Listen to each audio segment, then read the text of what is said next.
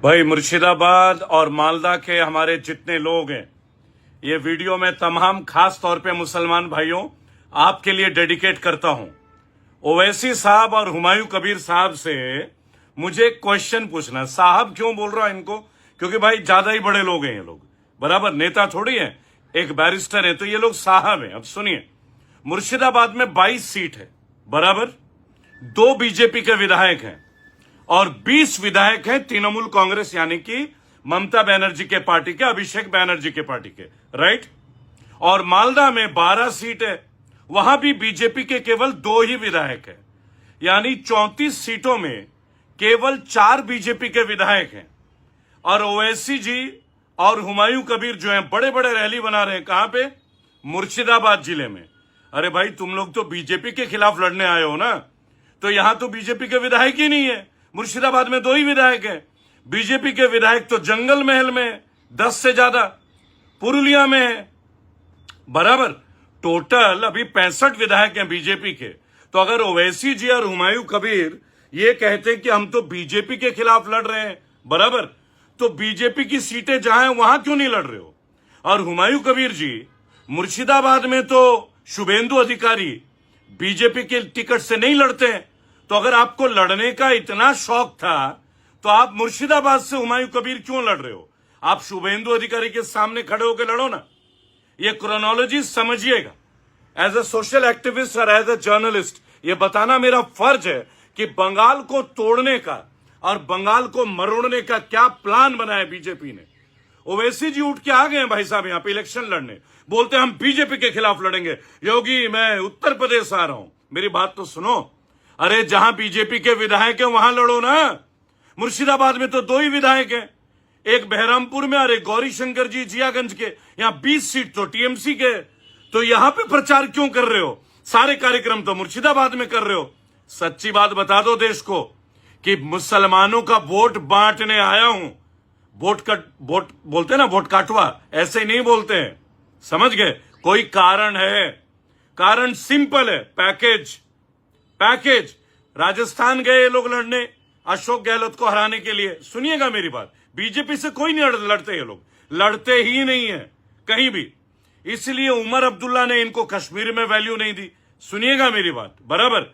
योगी जी के सामने तो छोड़िए, अखिलेश जी ने इनको वैल्यू नहीं दी। इन लोगों का काम ही यह है कि बीजेपी के बी टीम की तरह काम करना।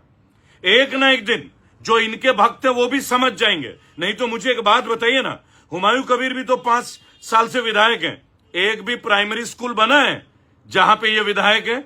अभी मैं एक्सपोज करूंगा 1 से लेके 1 को, और पूरे आरटीआई या डॉक्यूमेंट के साथ। और मैं ये बताऊंगा आप लोगों को कि ये बीजेपी से कोई नहीं लड़ रहे हैं, ये बीजेपी के अंडरवियर फ्रेंड हैं। समझ रहे मेरे भाई कि जहां जहां बीजेपी कमजोर है वहां ये लोग आके ऑपोजिशन के पार्टी को कमजोर करने का काम करते हैं, चाहे बिहार हो चाहे बंगाल हो। लेकिन मुर्शिदाबाद, मालदा और नॉर्थ बंगाल के लोग अब समझ लो, जब यहां बीजेपी का एमएलए है ही नहीं, अब मुर्शिदाबाद के 22 सीटों में 2 बीजेपी के एमएलए हैं, तो यहां ओवैसी जी किससे लड़ने आ रहे हैं? अरे लड़ो ना जाके शुभेंदु अधिकारी से, लाओ मदनीपुर में लड़ो, जाओ जंगल महल में लड़ो, नंदीग्राम में लड़ो। क्यों नहीं लड़ रहे हो भाई? डायरेक्ट वहीं लड़ो ना, खुद नॉमिनेट होके। ये काम ये नहीं करेंगे। अब देखो ना, महाराष्ट्र में मेयर बना ना, तो किसकी पार्टी ने बनाया? बीजेपी से मिलके एआईआईएम के बंदे ने गुप्त वोट दे दिया। यही तो इनको काम है, पहले सीटें ले लो फिर मेयर बीजेपी का बना दो। सेम ये बंगाल में करने आ रहे हैं। जाग जाओ। इनका कोई फाइट नहीं है बीजेपी के साथ, ये आए ही नहीं है। अरे ये तो बीजेपी के पाले हुए हैं सब के सब। एक बात बताओ, जो बंदा बाबरी मस्जिद बना रहा है उसको Y+ सिक्योरिटी दिया जा रहा है। बीजेपी तो बाबरी मस्जिद के विरोध थी, तो Y+ सिक्योरिटी क्यों दिया जा रहा है? कॉमन सेंस की बात है। क्योंकि हुमायूं कबीर 2019 में सांसद का जो चुनाव लड़े थे बीजेपी की ओर से, और आज वो छाती ठोक के बोल रहे हैं हम ही बीजेपी का हराते ऐसे छी, मैं बीजेपी को हराने आया हूं। अरे मेरे भाई, बीजेपी तो है ही नहीं मुर्शिदाबाद में, 22 में केवल 2 सीट है, तो आप लड़ कहां रहे हो बीजेपी के साथ?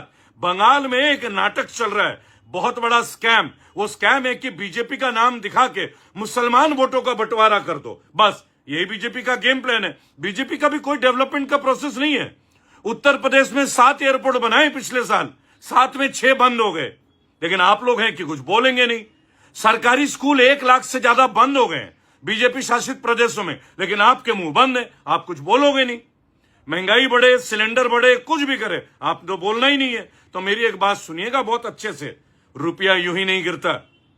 मोदी जी वाली बात है, देश का प्रधानमंत्री कमजोर होगा तभी तो रुपया गिर रहा है, यही तो मोदी जी ने बोला था। अब चूड़ियां नहीं दी जाती हैं, अब स्मृति ईरानी गायब हो गई।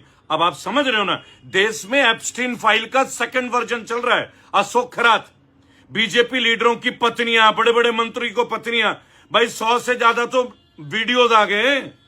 क्या तरीके से औरतों के शरीर को छू रहे हैं, उनके गुप्त अंगों को छू रहे हैं, बराबर एप्स्टीन फाइल। लेकिन अभी क्या है, फिर हिंदू मुस्लिम हो जाएगा, रामनवमी में हथियार निकल जाएंगे, लहरा दिए जाएंगे। तो बंगाल की जो जनता है, मेरी अपील है, ये ओवैसी, हुमायूं कबीर, ये सब बीजेपी के लोग हैं। डायरेक्ट बोल रहा हूं मैं ये बात। और मेरी बात सुनिए, अब मैं आर्मी के, पैरामिलिट्री के, वॉर वेटरन्स के साथ, कारगिल वॉर वेटरन्स के साथ, पुलवामा शहीदों के परिवार के साथ, अब मुर्शिदाबाद में हम लोग वॉक ओवर कर रहे हैं। और हम लोग वॉक ओवर करेंगे, मार्च पास करेंगे मालदा में, ताकि लोगों को सजग किया जाए। देश के प्रति एक जिम्मेदारी है, बंगाल के प्रति एक जिम्मेदारी है। बंगाल तो दिखे नीते देबो ना बीजेपी दिखे, बस এটা প্রাণ নিতে দেব না। বন্দে মাতরম, জয় বাংলা।